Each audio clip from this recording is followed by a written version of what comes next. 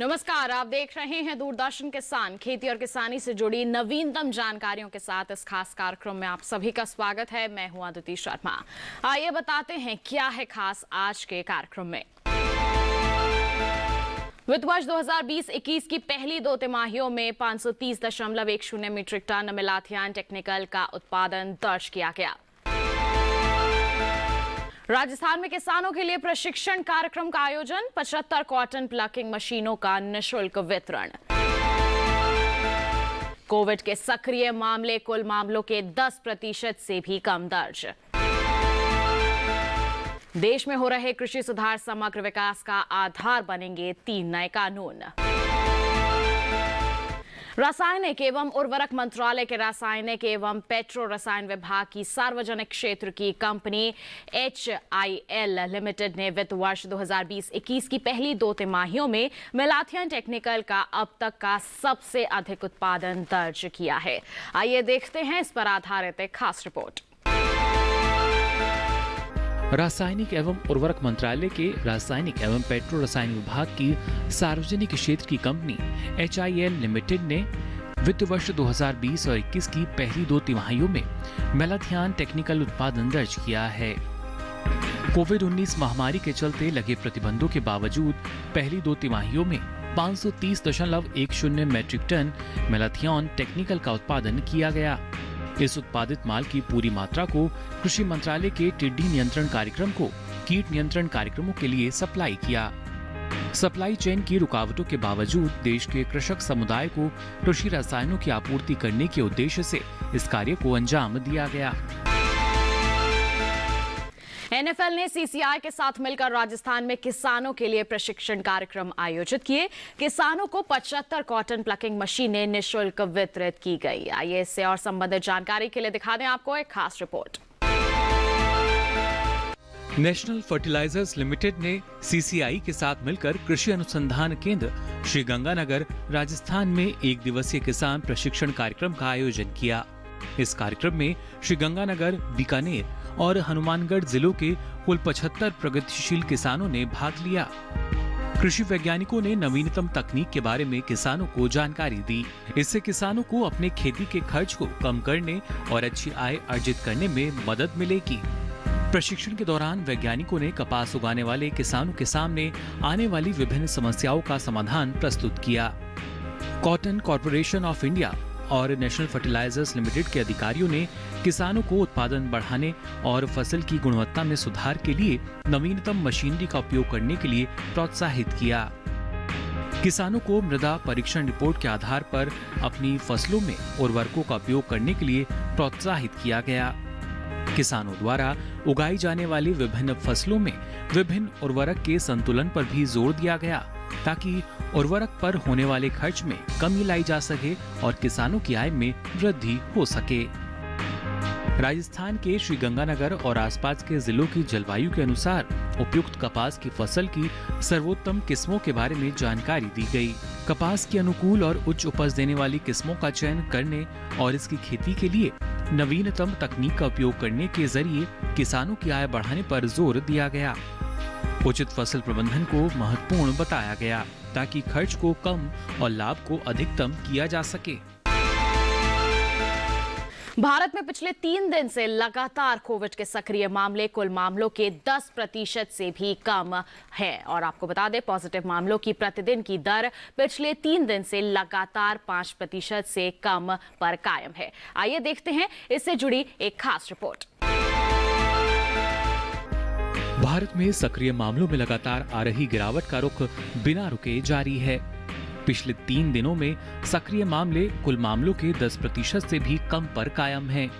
इससे पता चलता है कि देश भर में कोविड-19 रोगियों के 10 मामलों में से सिर्फ एक ही सक्रिय मामला है।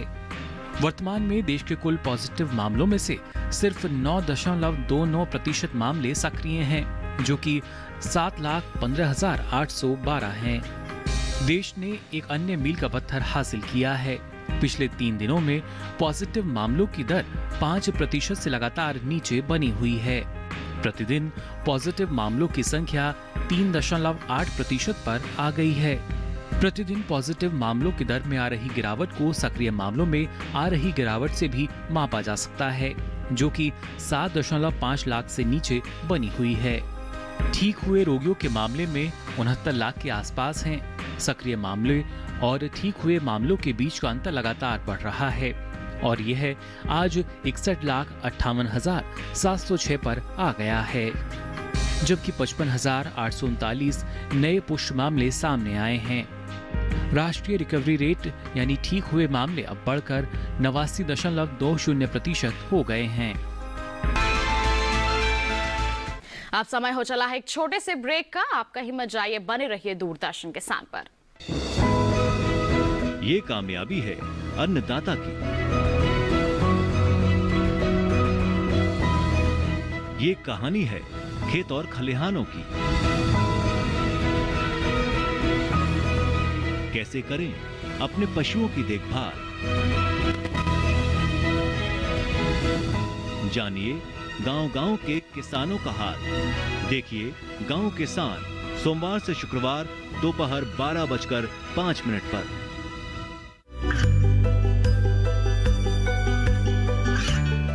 गांवों और पिछड़े क्षेत्रों में सरकारी योजनाओं की जानकारी पहुंचा। देश में कौशल और क्षमता विकास कर ग्रामीणों को सामाजिक बदलाव और विकास से जोड़ने की दूरदर्शन किसान की पहल चौपाल चर्चा देखें सोमवार से शुक्रवार सुबह 9 बजे।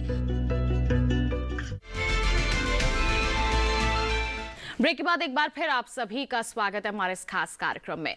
देश में हो रहे कृषि सुधार समग्र विकास का आधार बनेंगे 3 नए कानून। कृषि उपज व्यापार और वाणिज्य अधिनियम 2020, कृषक कीमत आश्वासन और कृषि सेवा पर करार अधिनियम 2020 और आवश्यक वस्तु संशोधन अधिनियम 2020।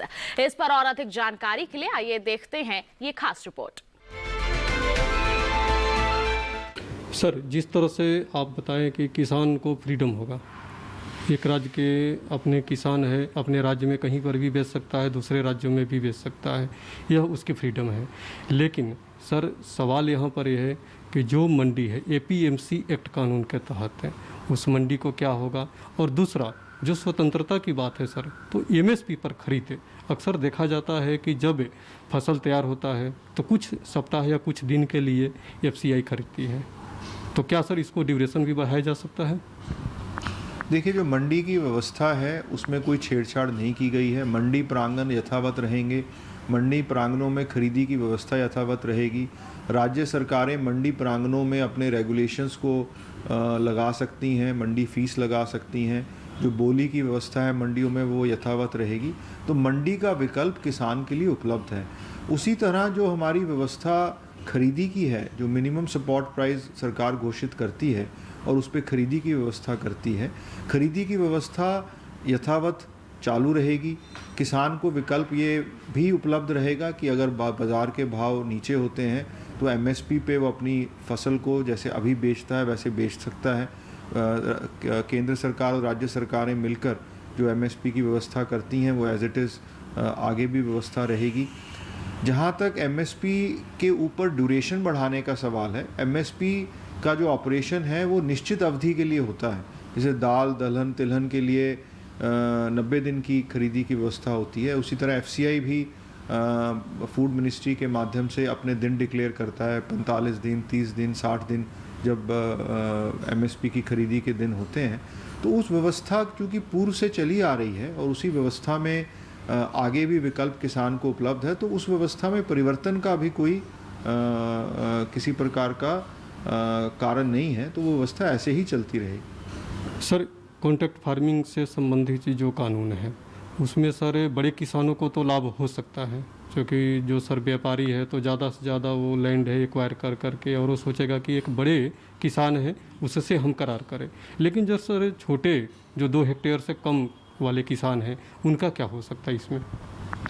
देखिए, जो छोटे किसान है उसी को ज़्यादा लाभ है। जो बड़ा किसान था उसके पास तो अभी भी बहुत विकल्प थे और उसके पास साधन भी थे, तो वो नए बाज़ार में जाके अपना उपज को बेच सकता था और उसकी बार्गेनिंग पावर भी थी।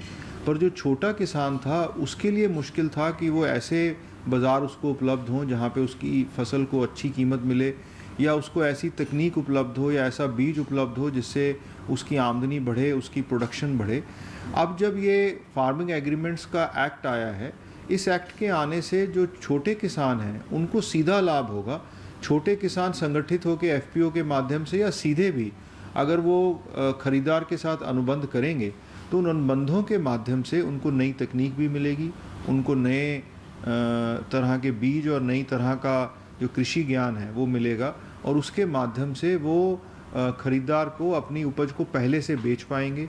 उनके पास ऐसी उपज वो उगा पाएंगे जिसमें उनको सरप्लस हो और जिनकी वैल्यू ऐसी हो जिसमें बहुत अधिक मूल्य उनको मिले। जैसे बहुत ऐसे प्रोड्यूस हैं जो अगर वो किसान को ज्ञान नहीं हो, एवोकाडो है या एक्सपोर्ट ओरिएंटेड कोई प्रोड्यूस है या अच्छी किस्म का केला है या अच्छी किस्म का आम है या अच्छी किस्म की सब्जियां हैं या अच्छे किस्म का अनाज है, कई चीज़ें ऐसी हैं जिनकी बाज़ार में प्रीमियम वैल्यू है, जैसे ऑर्गेनिक प्रोड्यूस है।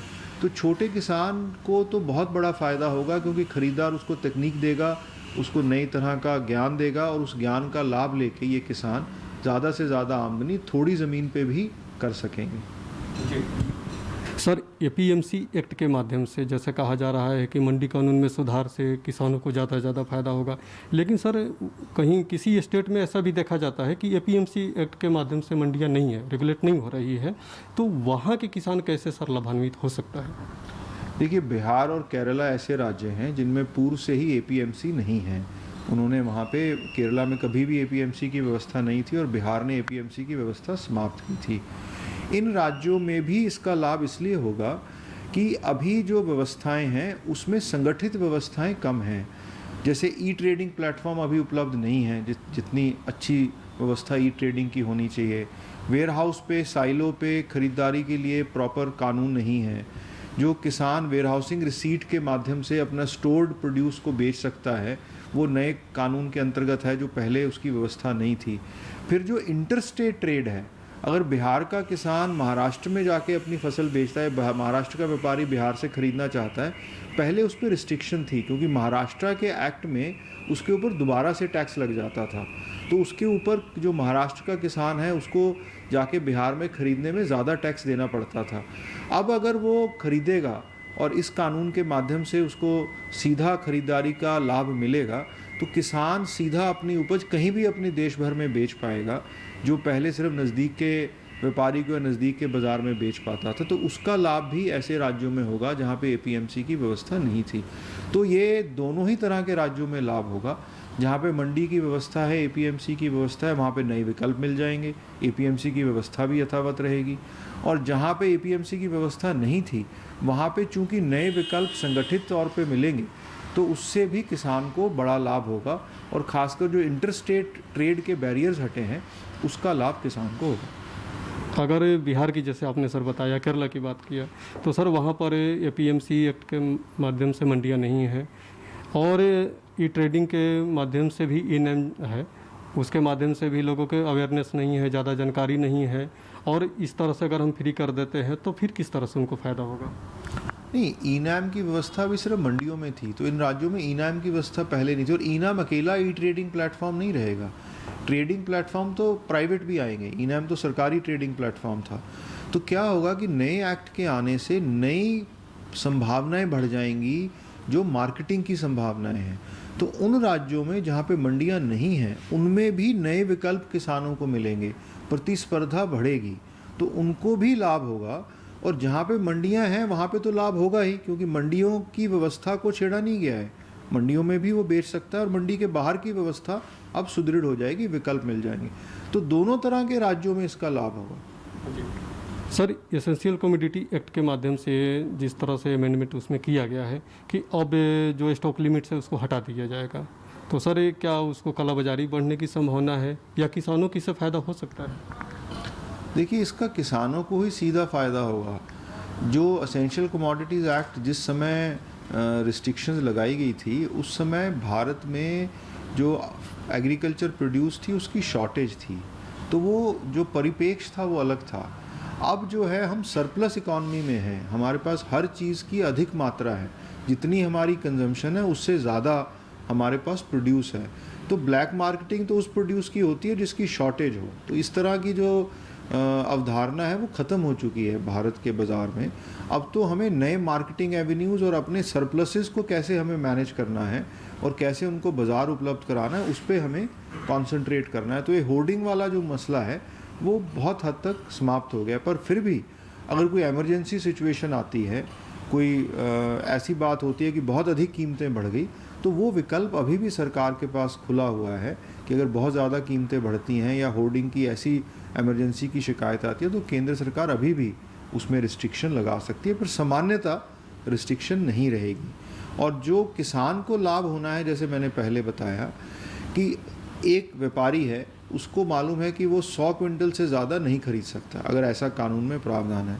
अब उसके पास साधन है, वो ज़्यादा खरीदना चाहता है, बाज़ार में आना चाहता है, पर चूंकि स्टॉक की रिस्ट्रिक्शन है वो बाज़ार में नहीं आ पाता। तो उतना व्यापारी बाज़ार से कम हो गया तो उतनी प्रतिस्पर्धा कम हो गई।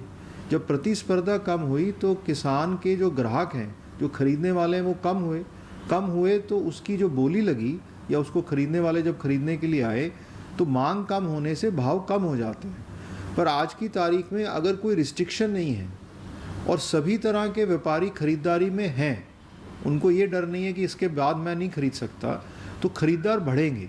और अगर खरीदार बढ़ेंगे तो प्रतिस्पर्धा बढ़ेगी, कंपटीशन बढ़ेगा, और कंपटीशन बढ़ेगा तो किसान की उपज की कीमत बढ़ेगी, और किसान की उपज की कीमत बढ़ेगी तो किसान को उसका लाभ होगा। तो हर तरह से किसान को कंपटीशन से लाभ होता है।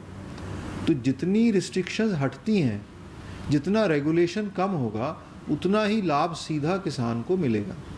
जैसा कि विवेक अग्रवाल जी ने बताया कि कृषि कानून जिस तरह से पारित किया गया, उसमें ख़ास तौर से अगर मंडी की हम बात करते हैं, कॉन्ट्रैक्ट फार्मिंग की बात करते हैं और एसेंशियल कमोडिटी एक्ट की बात करते हैं, इससे तीनों कानूनों से किसान को बहुत ही फ़ायदे होने वाला है। किसान ग्रामीण क्षेत्र में रह करके अपनी जो उत्पाद है वो कहीं पर भी बेच सकता है, ई ट्रेडिंग के माध्यम से और ख़ास तौर से मंडी के माध्यम से भी जा कर के, और जहाँ पर भी EPMC एक्ट के माध्यम से जो मंडियाँ हैं उसमें टैक्स देने की आवश्यकता नहीं है, जिससे किसानों को अतिरिक्त फ़ायदा होगा। और यह जो कानून है इससे खास तौर से जो प्रधानमंत्री जी का सपना है कि 2022 तक किसानों की इनकम को डबल करना है, उसमें खास तौर से यह मददगार साबित होगा। इसके साथ आज के इस खास अंक में बस इतना ही। अगले चरण में फिर होगी आपसे मुलाकात। तब तक के लिए दीजिए इजाजत। आप बने रहिए दूरदर्शन किसान पर। नमस्कार।